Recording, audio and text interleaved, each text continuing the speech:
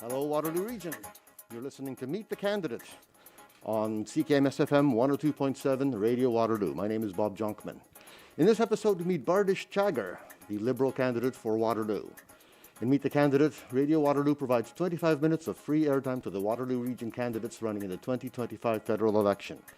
This is not an interview, but 25 minutes of unstructured time. The candidates could tell you about their platform, the local Waterloo Region issues they'll be tackling, why they're running, or what they do outside of politics. Note that the views expressed are not necessarily those of the Radio Waterloo Board of Directors, volunteers, sponsors, or advertisers. Now, let's meet the candidate, Bardish Chagger, who's accompanied by Mike. Well, thanks, Bob. Good morning, everyone who is listening. I really just want to start off actually by saying thanks to Bob and the team here at CKMS for actually providing this opportunity for people who are running for office to have these kind of conversations. To have time like this is really important. It's an opportunity to create conversation, create debate and discussion, because I think this is a very important election. People will say this is the most important election, and so you need to vote. Every election is important. Having the right, the privilege to vote is something that is hard fought. It is part of our democratic institutions in Canada, and we cannot take it for granted. Similarly, I think, people will say, well, perhaps we know what the outcome of this election will be. We don't know what the outcome will be until Election Day. There's a lot of polls out there. There's a lot of information out there. And the only poll that really matters is the one that's on election night. So I'll just say, if you're able to vote, please vote. Know that you can vote every single day at your returning office. So here in Waterloo, the returning office is located at the corner of Northfield and Bridge Street. They are open. They are available to answer any questions or concerns. We know that students can vote on campus right now. Voting for students on campus started on Sunday. It was yesterday, Tuesday, and today is the last day for students to vote on campus, right? Mike is nodding at me. So we got Michael Schmidt here. Michael Schmidt is my campaign manager, a dear friend, known me a long time. One of the first people I met, well, I'll get into that a little bit later on. So Mike will be joining us in this conversation, so jump in anytime you'd like to. But students were able to vote on campus, and this is something that started in 2015, just to make sure that voting was more accessible. So voting on campus, whether you're voting for the riding in which you educate and study, or the riding you might have come from, right? So wherever you want to vote, you're able to vote on campus. Today is the last day, so students, please get out and vote. Residents within the constituency of Waterloo, the riding of Waterloo, or any other riding can go to the returning office, and advanced polls are coming this weekend. So people can vote on Friday, Saturday, Sunday, and Monday. And I believe it's from 9 a.m. to 9 p.m., or is it 9:30? 9:30. 9:30 a.m. to 9:30 p.m. That's correct. And you have to go to your location. Yeah, you'll have to look up your postal code and go to one of the 13 locations in town that matches with your house. Where would I find my postal code? Oh, if I would go on... Well, I mean, where would I find my voting location to enter my postal code? Well, if you go to elections.ca, the first thing it asks is you put in your postal code, and then it says where to vote. Very easy. So I go to elections.ca, even if I live in Waterloo, even if I live in Kitchener, even if I live in Cambridge? Anywhere, all across the country. And they'll tell you your locations. That's correct. Excellent. And I hear that in Waterloo, there's 13 advanced poll locations. That's right, 13. So get out and vote. Cast that ballot. It's so important. And then you're also able to obviously vote on Election Day, April 28th. But not having the time or ability to vote is not the answer. The returning office here in town has also been really good at responding to people's needs. So there are mobile polls if people can't get to your polling location because you're not able to, well, there's accessibility issues, health issues. Let the returning office know, and they would be able to arrange that for you. And perhaps we'll be able to share the returning office information later on. So maybe Michael can make sure we have that phone number, and we'll share that to make sure you have the right one. So we've started. We were having a great morning, and I've not let you know or introduce myself properly. I want you to know my name is Bardish Chagger. I am your Liberal candidate for the riding of Waterloo, and I want to thank you all for being part of this conversation and engaging. We know that leaders will be having debates, and I think tonight is the first debate. It's the French debate taking place today. It was supposed to be at 8 p.m., but now it's at 6 p.m. because there's a hockey game. And it's important that people be able to be part of the democratic process and listen to what leaders have to say, but also be able to watch the hockey game because hockey also matters. And tomorrow will be the English debate, and it'll be at 7 p.m. The time has not changed. So please do tune in. That information will be available, on TV, online. And if you don't have time tonight or tomorrow to watch it, you can watch it at a later time because it will be available. In the riding of Waterloo, in the region, we've had several debates on different issues. And just yesterday, I was able to go and have the Rogers debate. So we pre-recorded it, and it will be airing, I believe, on the 18th of April. That's correct. Do you know the dates? Yeah, the 18th, 19th, 20th, and 21st. It'll be available, airing, and we're going to be seeing it on YouTube, actually, at the end of the day today. So we'll post that on your social media, Bardish. So it will be publicly available today? Yes, end of today. Oh, exciting stuff.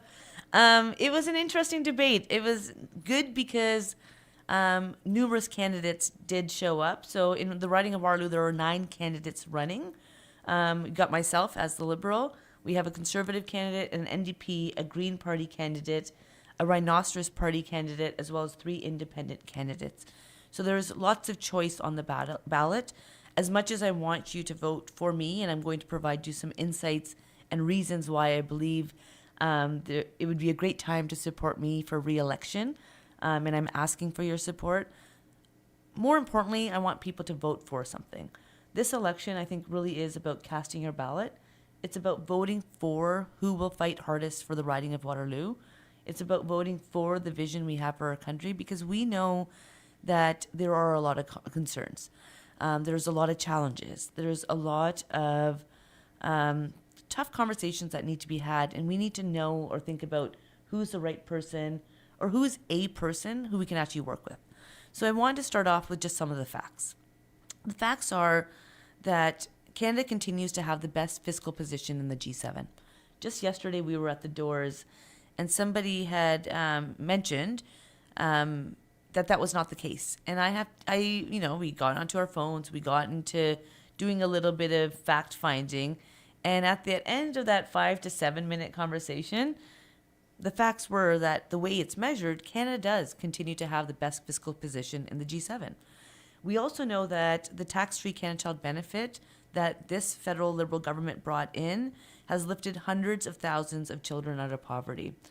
So I don't know the number today, but in 2024, the number was about 650,000 children have been lifted out of poverty because of this tax-free Canada Child benefit. People will say, well, we've always had a Canada Child benefit.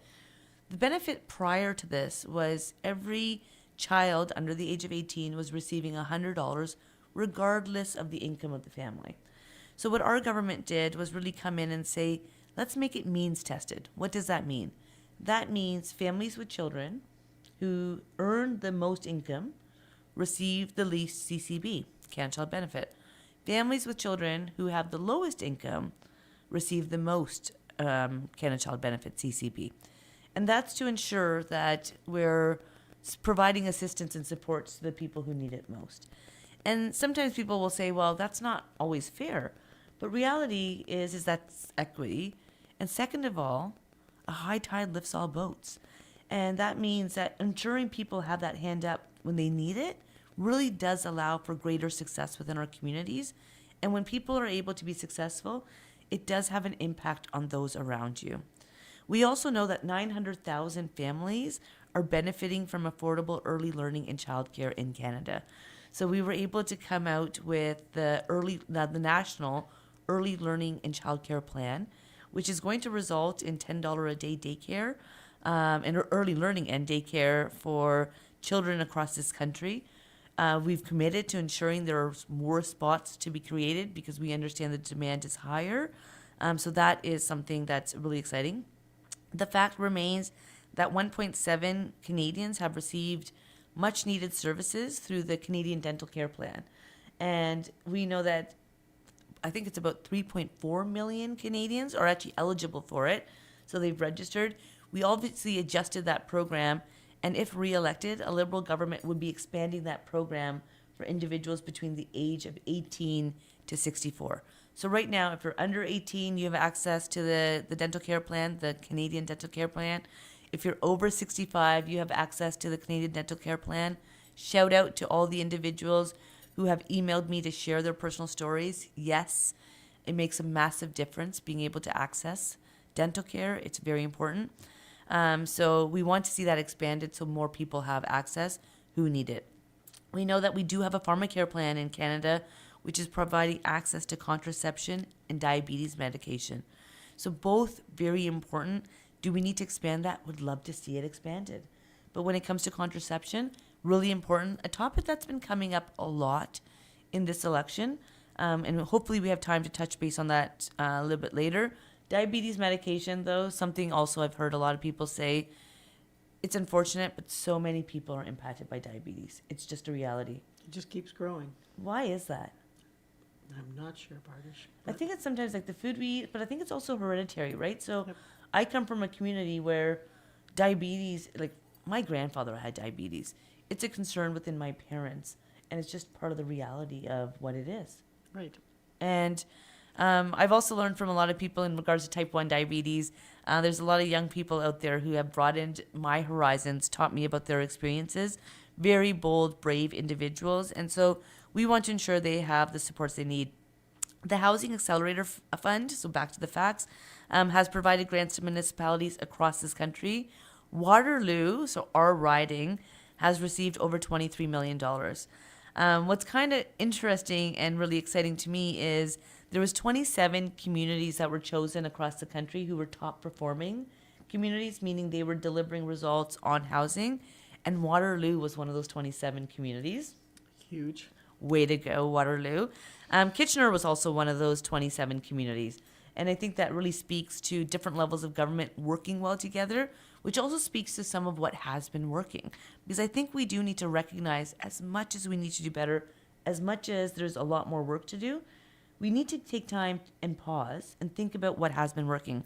So the Housing Accelerator Fund, $23 million, over $23 million to Waterloo, the riding of Waterloo. That's not the region, but the riding of Waterloo alone. And we also know that in the face of threats from our southern neighbor, we know that our relationship with the United States of America has changed. President Trump single-handedly has done that. We know that today there is a government, a federal government, who is purposely and decisively responding. And we have a plan for supporting impacted workers as well as businesses, all the while reconfirming the resilience of our sovereign country. We are a sovereign nation. Canada is Canada. Canada does not belong to any other country. Canada is unlike any other country. And so it's really important that we remain the true North, strong, and free. Yeah. Now, at the door yesterday, someone was concerned about intertrade barriers. Can you speak to that a little bit? Interprovincial. Provincial, yes. 100%. First of all, Canada is a trading nation. But interprovincial trade has come up before. And I'm sure you've heard a little bit about it because we just negotiated NAFTA 2.0, which is now referred to as CUSMA. At that time, the U.S., it was the same president, coincidentally, had kind of threatened the tariffs once again and all this kind of stuff. And we did start the conversation about interprovincial trade. The reality is Canada is a federation. The federal government cannot impose certain things on provinces and territories, probably a good thing. But we would like to see Canadians supporting Canadians, regardless of the province or territory they live in. Today, we're noticing that there's premiers wanting to advance this file. They have a partner at the federal level with this Liberal government. Why are there barriers? There's barriers because, well, I think provinces sometimes just want to compete amongst each other, but they don't need to. And the one industry that just comes to mind is wine. We know that we've got great Ontario wine in Ontario. We know that ice wine is absolutely delicious here. But we also know that BC's got great wine. And sometimes the challenge was, well, if there was Ontario wine and BC wine, would the consumer in Ontario pick the Ontario wine or the BC wine? Well, I hope they'd pick both. So we want to see that those barriers be lifted. We want to see interprovincial trade be accessible and available. And luckily right now, provinces are advancing that mandate, wanting to see it happen. So I actually think that the vision of the future of Canada will include very limited or no barriers between provinces. What do you think? I think that's amazing. I Yeah? think we can do that. Do you think so? It's time. Yeah. Is there anything else that comes to mind that you would want from another province or territory that we don't have here? I was thinking, I love Esta chocolates. Anyone who knows, I hand them out as one of my swag items as MP when I'm not in an election. We have them for the campaign too, so don't hesitate to reach out because we'll get you some delicious locally made Esta chocolates. But I also think about the Peace by Chocolate. Right? So sometimes even there's fundraisers and stuff you can get them, but you can't just really grab them and go. It's true. It's Nova Scotia. So I think there's an importance of interprovincial trade. So that's a little bit of what we've done. Is there a lot more we've done? Yes. $72 million for transit has come to this community, and that is in regards to predictable and long-term funding. It's a commitment over 10 years, and it was delivered through the Canada Public Transit Fund. The minister had actually come into town to make this announcement. Really exciting because it was regarding upgrading, replacing, and modernization of our region's transit infrastructure. Transit is important. The Ion, it used to be empty every time it went by. I was wondering, why is it there? Now, different story. Full all the time. Fantastic. Yeah, it's amazing. And sometimes annoying when you're driving and all of a sudden the train is going by, but it's actually pretty quick. Yeah, it's not bad at all. It's kind of become part of the community. It really, really has. That's right. And I was at an event a few weeks ago in regards, and they were saying maybe the Ion needs eyes. So there was this young person, a tech founder, an amazing vision, just to humanize public transit and make it more accessible. Do we need more public transit? Absolutely. 100%. So I know people will say, like, it doesn't always feed in. If I need to drive to the transit location to use it, that doesn't make sense. The reality is that we need to be supporting public transit so more people are able to use it. And I actually think it's worth having the conversation, mind you, not fully federal in jurisdiction, about making sure that people who are on any kind of a public benefit, whether it's a pension, whether it's Ontario Works, have access to transit. Yeah, people have to get to A to B, that's for sure. That's right. So maybe between the peak hours, not be on the train so that people who are getting to work or school or whatever else, but every time aside from that, let them be able to be on, let them use the trains, let them use the buses, let them use our public infrastructure, which is so important. And most recently, we also did, just in regards to post-secondary education, once again, often provincial in scope, the federal government has a role to play. So university in the last 9 years, University Avenue, has transformed. At the University of Waterloo, you see Engineering 7. At Laurier, you see the Lazaridis Business School. And at Conestoga College, Waterloo campus, you see the Culinary Institute. And those are all federal investments, partnerships with the post-secondary institutions, a little bit from the province as well. But when different levels of government work together, it's really exciting. It's interesting because I graduated from the University of Waterloo. Michael here graduated from Wilfrid Laurier. So every time we talk about Wilfrid Laurier, it makes him smile. Every time we talk about Waterloo, it makes me smile. But I also love Wilfrid Laurier. I also love Conestoga College. And that's why for me, when I was as the MP, it was really important that all three post-secondary institutions received investments. Because for me, I think it's not about one institution over the other. It's really the three institutions in our community that have helped transform and are building the brain capital of our communities. Agreed. Agreed. And Michael is a brilliant brain. So where do you think we should go from here? Should we talk a little bit about the platform, or what should we talk about? Oh, sorry, I have to make one last point. So we also did, for the first time in over 2 decades, we increased the master's and doctoral scholarships as well as the postdoctoral fellowships. So this increase in core funding, we've also increased core funding for the tri-councils, recognizing the importance of research, which is really important to the community here in Waterloo. Yeah, at the end of the day, it's all about jobs. 100%. It's the economy. It's the economy. And I'm hearing a lot from young people saying we can't find a job. It's a challenging time right now, especially with these worries with the U.S. to our south. That's for sure. I think, the vision that Mark Carney is advancing in regards to building the strongest economy in the G7, which we know we already have the best fiscal position, but do we have the strongest economy? What can we do to actually build the economy? We want to be able to procure and create jobs in Canada. I was at an event, and it was a great event at the Waterloo Region Museum. Shout out to Asha if she's listening. And I got to see the productivity curve. Ruth Castleman, I don't know if you know her, but I'll give her a shout out too. She is leading the Accelerator Center. She is an entrepreneur. She is a great human being, a mother, a friend, I will even call her. She won't call me a friend necessarily, but I'll call her a friend. But a brilliant mind and a successful entrepreneur who was showing us the productivity curve, actually trying to explain where GDP comes from, the gross domestic product. It's kind of like the number we often use.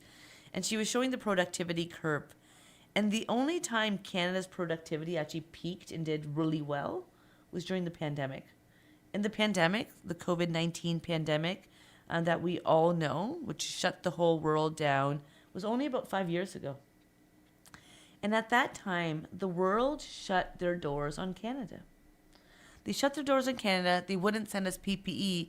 So the federal government of the day, the Liberal government, under the leadership of Justin Trudeau, invested in Canadian businesses, small businesses, to help them retool. And they retooled and started making PPE in Canada. And if you look at the productivity curve, you see the benefits of it. And what's challenging is that it was great product that was being made across the country, including right here in Waterloo. And when the world opened up again, a lot of the contracts that people would purchase were not going to our Canadian businesses.